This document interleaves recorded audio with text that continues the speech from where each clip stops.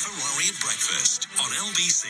Call 0345 6060 973. I know we're in autumn, but winter is approaching, and it's a winter with a difference because, of course, not just are we continuing quite rightly with the COVID vaccination program, there's the flu jab for you as well. In fact, many of you have probably already had, I don't know, texts. You won't have a letter, I imagine.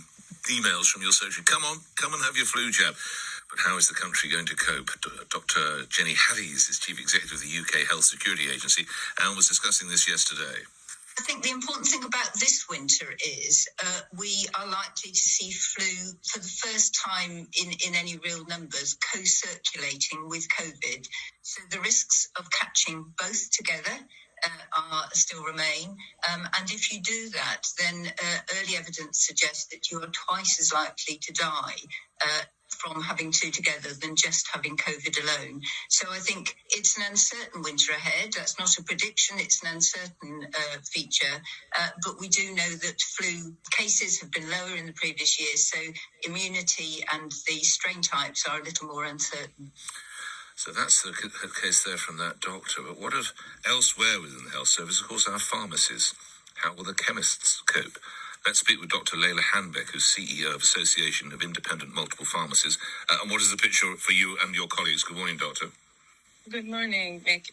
Well, the government have advocated the importance of getting the flu jab this year because obviously of COVID, and people have responded big time. So the difference as well is this year that over 50s are also eligible for a flu jab on the NHS, and the accessibility that pharmacists provide and have been providing all over the pandemic allows people to get the vaccination more conveniently.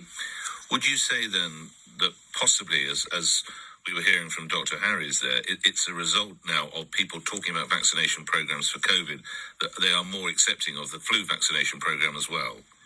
Yes, absolutely. And a bigger cohort are now eligible to get it on the NHS, and people are obviously taking the opportunity to make sure that they're vaccinated.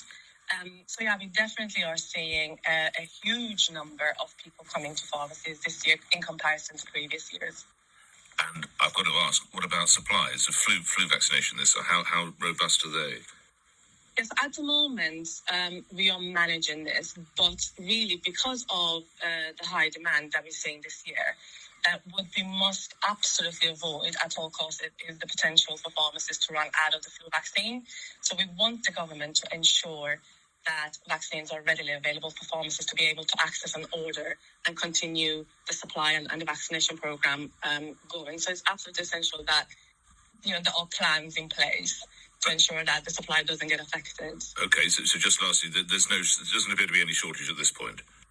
At this point, we are managing this, and that is because pharmacies are very much organised in advance and ordering their stock. But stock will need to be available for us to go forward with this. Otherwise, there are going to be problems. At the moment, everything is okay. Right. And just lastly, and please say if you're not aware, but can you have both at the same time, or do you have to put time period between a COVID jab and a flu jab? No, you can have it both at the same time. Oh, right. So, yes. So you can make the appointment and get it both done. Okay, grateful to you. Thank you, Dr. Leyla Hannbeck, CEO of the Association of Independent Multiple Pharmacies. We'll come back at, just coming up on 6 minutes.